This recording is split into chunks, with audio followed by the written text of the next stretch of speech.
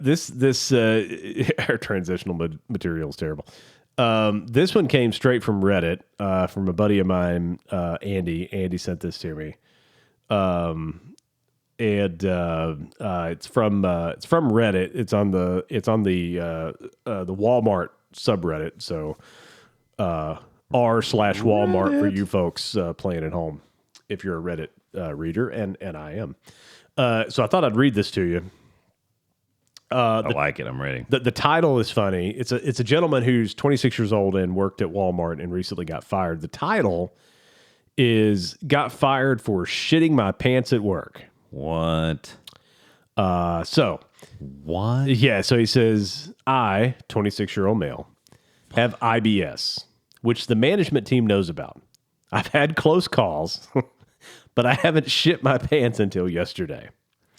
I work in CAP 2, and I don't know what CAP 2 means. It's CAP number 2. I have no idea what that means. Wow. I work in CAP 2, and I was stocking some groceries, and I felt the urge, so I ran to the bathroom. That must be like end CAP 2. Maybe. I was about to enter the stall and just completely shit all in my pants. It was running down my leg and everything.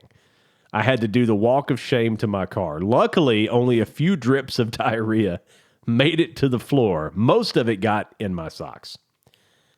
I called the store and told my manager I was leaving and wanted to let him know so I didn't get fired. I said I was still here and that I wasn't abandoning my job. It's just that I shit myself due to my IBS and I didn't want anyone to smell it or really know about it. He said, "Okay, thanks for letting me know. Be sure to use PPTO if you have any." I told him I didn't have any PPTO left to use. He said, "Okay," and hung up. Today, they pulled me in the office and said that it was gross that I shit my pants and fired me. I literally have IBS and I didn't do it on purpose. Is this illegal? Can I sue? I have bills to pay now. I don't have a job. Can someone please help me? And again, that's on the Walmart subreddit. Gentleman with IBS shat himself. Wow.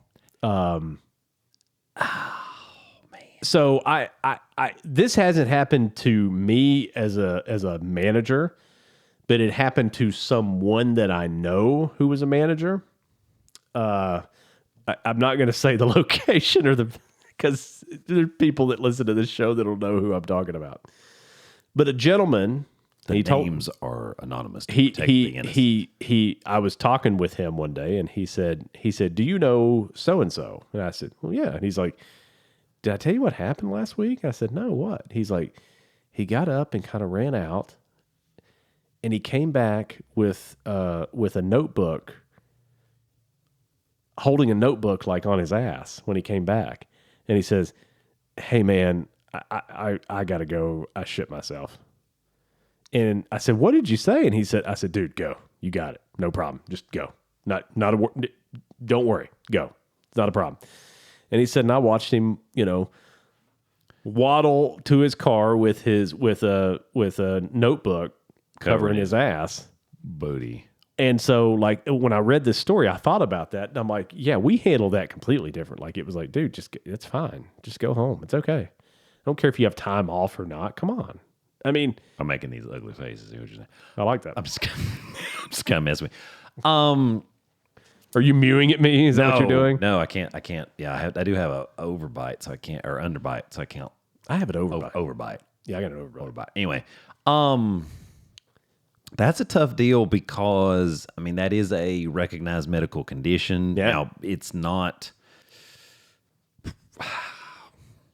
It's not covered for, like, with Americans with disabilities or anything, right? Like, it's not at that level. No, because, I mean, it's kind of these... The Rome criteria is the technical criteria for diagnosing IBS. And there's... It's kind of a diagnosis of exclusion. I mean, basically, you're ruling out, things with food allergies or gluten allergy, like celiac disease, some sort of infectious cause. Do you have inflammatory bowel disease like Crohn's, ulcerative colitis, something like that? Yeah. And these things all check out okay. And you say, okay, it's irritable bowel, meaning yes, sometimes you get that crazy crampy urge, and if you don't go, you're going to poop on yourself. But yeah, it's not I don't think it's recognized by any disability. Now, sometimes employers will say, okay, if you have this problem, if it is going to cause you to miss work, we do it more under the chronic diarrhea type of thing, and you just say, hey, this may happen and I may be out one day a month or one episode a month for 2 days or something like that if it flares. Yeah. And you just fill out your FMLA, your short-term stuff, just so your HR company knows, your HR department knows, okay, this is a real thing. This is a problem.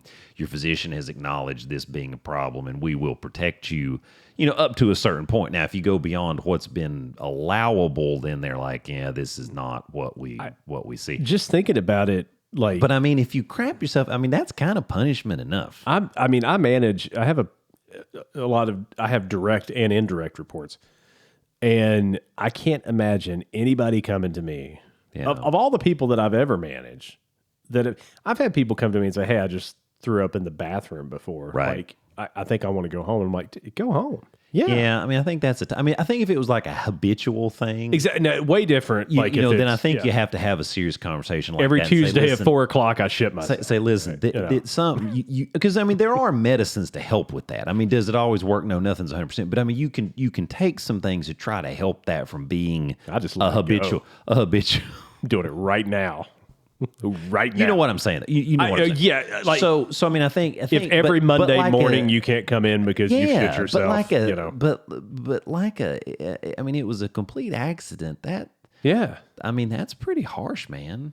I mean, but I mean, I don't think what they did is illegal. I mean, I think they can say, that's a sanitary problem, and you left work with no paid time off to take. So technically, you left when you're supposed to be on the clock. It's like, I just crap my pants. I mean, I there's dookie in my socks. But what's going to come from this, right? Like, so he'll find an attorney because they'll jump all over it. Oh no, he'll win. Sue him. Yeah, he probably will. And it won't go to court because the attorney for Walmart is going to say. Now, has that changed? Because Walmart was the corporation. They would fight any lawsuit of any kind filed against them. That was one of their MOs. Now, I don't know if that has changed. I don't know. I know that with time and kind of some of the more woke stuff that has happened, but Walmart used to be one of those companies. It did not matter if somebody, was suing you for rotten hot garbage or toe jam in between the toes. They would fight any lawsuit at any store. I got stabbed at Walmart, remember? That's right. You were impaled. I still have the scar. You were impaled. But you didn't sue them. But I didn't. But I should have. But you know what I'm saying. So I mean, if they still do that, then they'll fight that in court just so it doesn't set a precedent. He's gonna win. He might. I don't even think it's a might. It's just That's a hard thing though, because I mean, if it's not. I don't know if it's not well documented. Dude had a medical issue that happened to him, and you fired him. Yeah, I mean that's if I'm his attorney, I feel pretty good about my chances, particularly if they decide not to take it to court, because then they're just going to settle. Because most of the time, it's going to cost you more in court, unless it's some huge multi-million-dollar lawsuit, which I should have sued him for getting stabbed violently